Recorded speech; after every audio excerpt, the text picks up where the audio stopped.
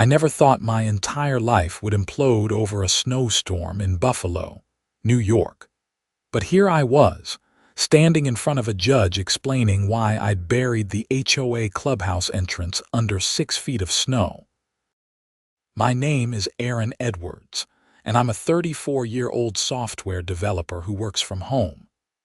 I bought my 3-bedroom colonial in the Meadowbrook Heights subdivision 3 years ago, thinking I'd found the perfect quiet neighborhood to settle down in. The house had good bones, a solid roof, and a backyard big enough for my German Shepherd, Duke. What I didn't realize was that the Meadowbrook Heights Homeowners Association would become the bane of my entire existence. The trouble started on a freezing Tuesday morning in January. Buffalo had just been slammed with one of the worst snowstorms we'd seen in years. 23 inches fell overnight, and the entire city looked like someone had dumped powdered sugar over everything. I was sitting at my kitchen table with my second cup of coffee, watching Duke chase snowflakes through the window, when my doorbell rang. I opened the door to find Patricia Winters standing on my porch, clipboard clutched to her chest like a shield. Patricia was the HOA president, a 47-year-old woman with highlighted blonde hair that never moved, even in the bitter wind that was currently whipping around us. She wore a puffy North Face jacket and boots that probably cost more than my monthly mortgage payment. "Aaron," she said, her voice sharp enough to cut through the howling wind, "we need to talk about your responsibilities." I blinked at her, confused. "My responsibilities? Patricia, it's 7 in the morning and we just got hit with 2 feet of snow. Can this wait?" "No, it cannot wait." She thrust a piece of paper at me. According to Section 14, Paragraph 3 of the HOA bylaws, all homeowners are required to assist with community maintenance during emergency weather situations. I took the paper, my fingers already going numb from the cold. "What are you talking about?" "I shoveled my driveway and the sidewalk in front of my house last night." "I'm not talking about your property," Patricia said, her lips pursed so tight they'd practically disappeared. "I'm talking about the community parking lot adjacent to the clubhouse. As you know, we've had to let our maintenance contractor go due to budget constraints." That was news to me, but it didn't surprise me. The HOA had been nickel and diming everyone for years, while Patricia and her cronies voted themselves raises for their volunteer work. "Okay," I said slowly. "But what does that have to do with me?" "The parking lot needs to be cleared immediately. We have an emergency HOA board meeting scheduled for this evening to discuss snow removal assessments, and we need access to the clubhouse." I stared at her. "You want me to shovel the entire parking lot?" "Not shovel," Patricia corrected. "You have a truck with a plow attachment, don't you? I've seen it in your driveway." She wasn't wrong. I did have a F-250 with a plow blade that I'd bought used last year.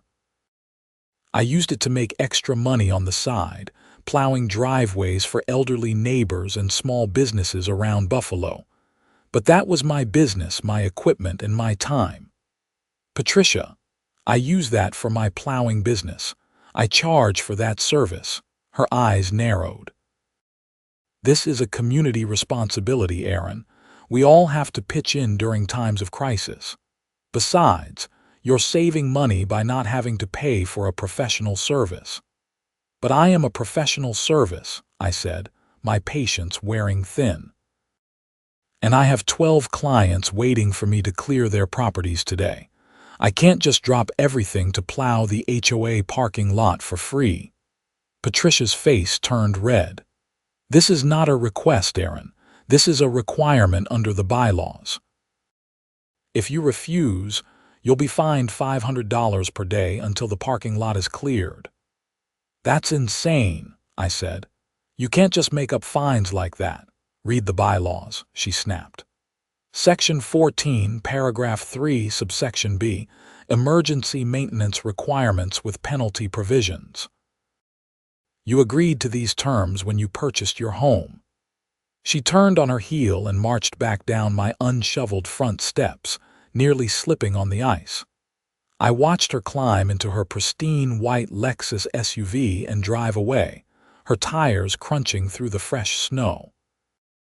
I stood there for a long moment, the cold seeping through my thermal shirt, and read the paper she'd given me. Sure enough, buried in the dense legal language was a provision that stated homeowners could be called upon to assist with emergency maintenance. The language was vague enough that Patricia could probably twist it to mean whatever she wanted. I went back inside, my coffee now cold, and called my neighbor Steve Martinez. Steve was a lawyer who specialized in property law, and he lived 4 houses down from me. "Steve, it's Aaron." "You got a minute?" "Make it quick," Steve said. "I'm trying to dig my car out so I can get to the office." I explained the situation, reading him the relevant section of the bylaws. I could hear him tapping on his computer keyboard in the background. "Okay, I'm looking at the Meadowbrook Heights HOA bylaws now," Steve said. "The provision Patricia cited does exist, but it's pretty loosely written. The problem is that it doesn't clearly define what constitutes an emergency or what reasonable assistance means. A judge could interpret it either way. So she can force me to plow the parking lot. She can try," Steve said. "But the $500 per day fine is excessive and probably wouldn't hold up in court. However, taking her to court would cost you more in legal fees than just plowing the stupid parking lot. That's what HOAs bank on. They know most people won't fight them because it's not worth the hassle." I thanked Steve and hung up, frustration bubbling in my chest. This was exactly the kind of petty tyranny that made HOAs so despised. Patricia knew she was being unreasonable, but she didn't care. She had the bylaws on her side, or at least a twisted interpretation of them, and she knew I couldn't afford to fight her in court. I spent the next hour plowing my regular clients' driveways, my mind churning the entire time. By noon, I'd made $800, and my phone was ringing off the hook with more requests. The storm had created a plowing bonanza, and I was losing money every minute I wasn't working. But Patricia's threat hung over my head like a guillotine blade. $500 per day added up fast. If she followed through with the fines, I'd be looking at thousands of dollars in penalties before this could get resolved. At 1 o'clock, I drove past the HOA clubhouse to survey the situation. The parking lot was a mess, a pristine white blanket of snow covering about 40 parking spaces.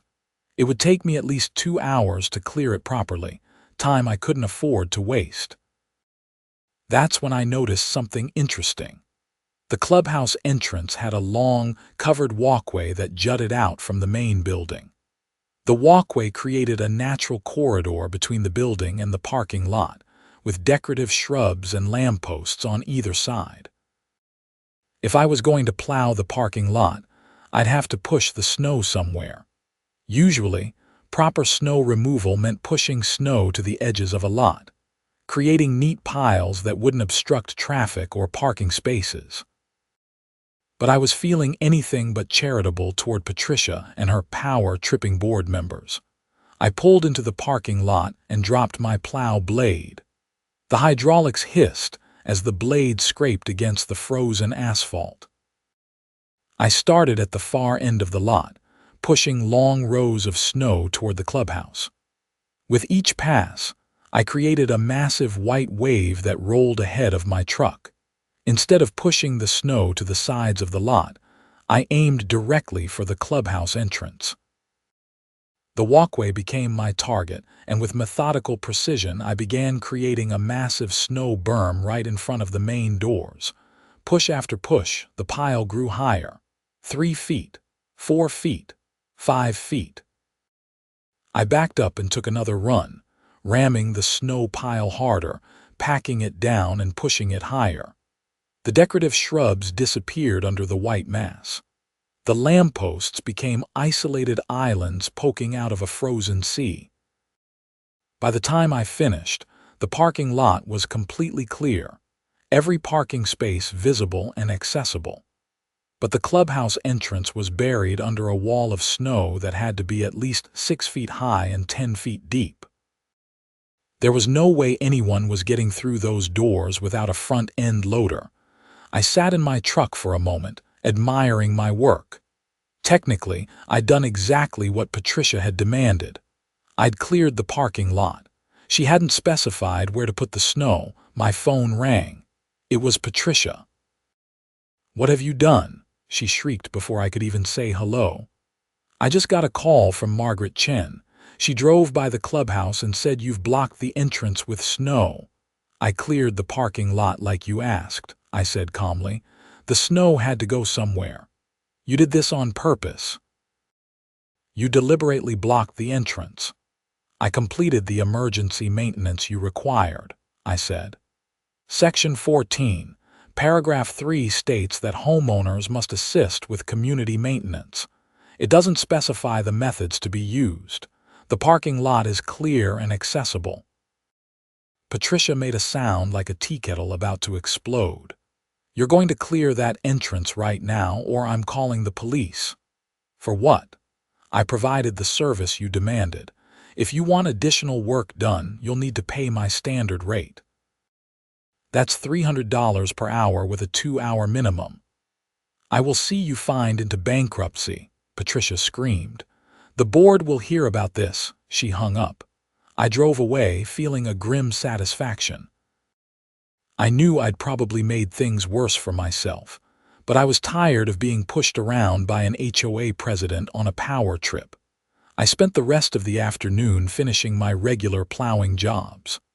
By 6 o'clock, I'd made another $1,000, and my phone was still ringing with requests. The storm had been a financial windfall, and I went home exhausted but pleased with my day's work. That evening, Duke and I were sprawled on the couch watching a Sabres game when my doorbell rang again. This time, it was the police. 2 Buffalo PD officers stood on my porch, their faces neutral and professional. "Aaron Edwards?" the first officer asked. "That's me. We received a complaint about malicious property damage at the Meadowbrook Heights Clubhouse. A Patricia Winters claims you deliberately blocked the entrance with snow." I invited them inside and explained the entire situation, showing them Patricia's written demand that I clear the parking lot and the HOA bylaws she'd cited. I pulled up photos on my phone showing the cleared parking lot. "So she demanded you clear the lot, you did, and now she's mad about where you put the snow?" the second officer asked. "That's about the size of it," I said. The officers looked at each other. The first one shrugged. "This sounds like a civil dispute, not a criminal matter." "You didn't damage any property, you just moved snow. We'll file a report, but I don't see any charges here." "Patricia said I committed malicious property damage," I said. "Snow isn't property damage," the second officer said. "It's snow. It'll melt eventually. If she wants it moved sooner, she can hire someone. We're not getting involved in HOA drama." They left, and I felt a small surge of relief. At least I wasn't being arrested. But I knew Patricia wasn't done. She was the type to hold grudges, and I just humiliated her in front of the entire board. The next morning, I woke up to find a certified letter taped to my front door. It was a formal notice of violation from the HOA, citing me for willful destruction of community property, failure to comply with maintenance standards, and conduct unbecoming a member of the Meadowbrook Heights community. The fines totaled $2,000, due immediately. I called Steve again. "They're really going after you," Steve said after I read him the violation notice. "This is harassment, plain and simple. But here's the problem. Fighting this will require you to request a hearing with the HOA board, which Patricia controls. If that doesn't work, you'll have to take them to court, which means legal fees." How much are we talking for something like this? Probably $5,000 to $10,000, depending on how long it drags out, and that's assuming you win. I felt sick. So I'm screwed either way. Pay their bogus fines or spend even more fighting them. There might be another option, Steve said. Let me make some calls. I know a few people who specialize in HOA disputes. Sit tight and don't do anything stupid. I promised I wouldn't, but the anger was building inside me like pressure in a boiler. That afternoon, 3 more certified letters arrived, each one containing additional fines for various alleged violations. My grass was too long in October. My trash cans had been visible from the street on a non-collection day. My Christmas lights had been up 2 days past the HOA's designated removal date. Patricia was going through the archives and digging up every petty violation she could find. The fines now totaled over $5,000. I drove to Steve's house and showed him the letters. He looked them over, his expression growing darker.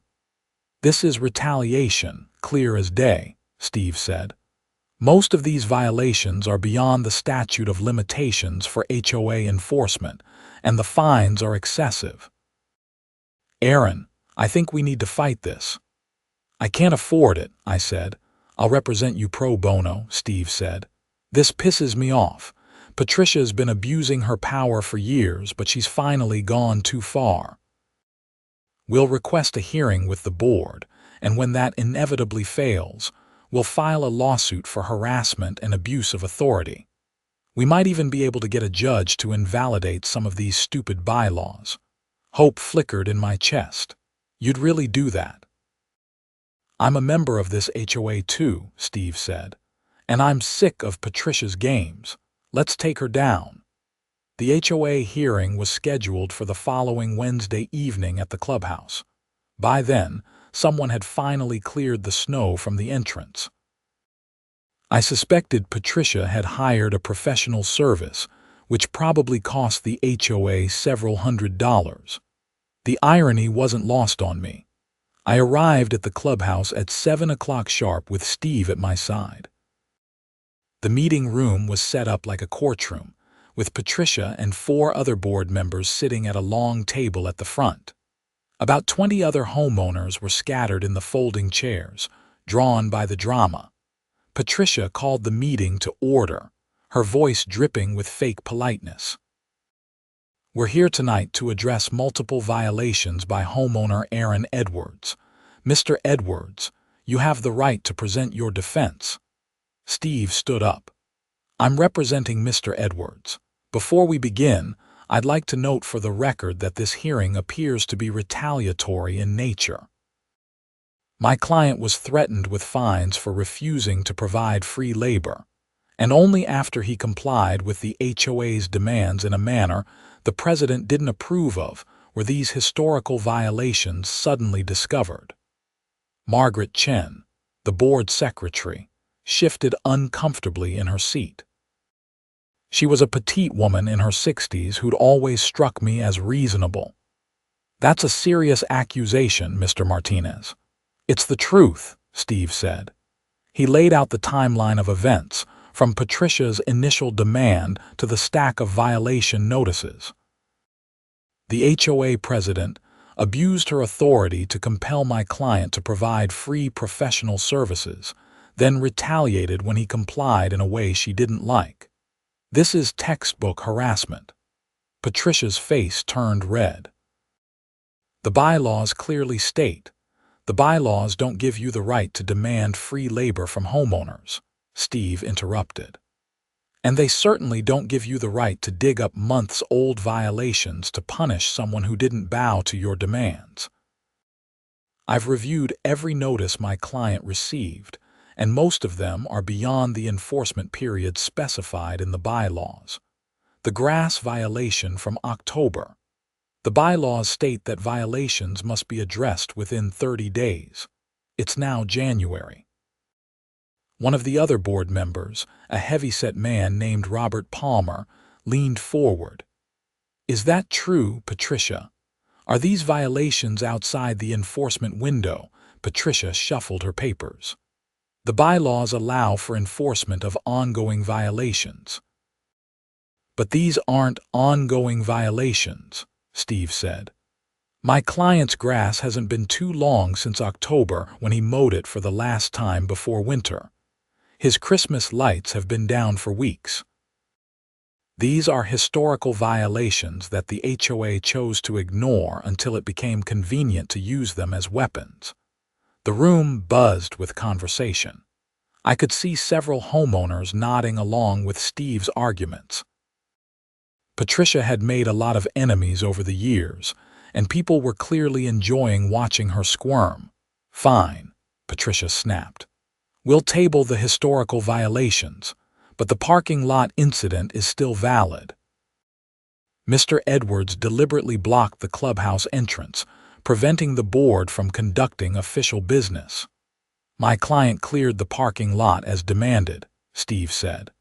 Where he placed the snow is irrelevant. The HOA's demand didn't specify snow placement protocols. If you wanted the snow placed in a specific location, you should have hired a professional service and paid for it like any other business would. Margaret Chen raised her hand.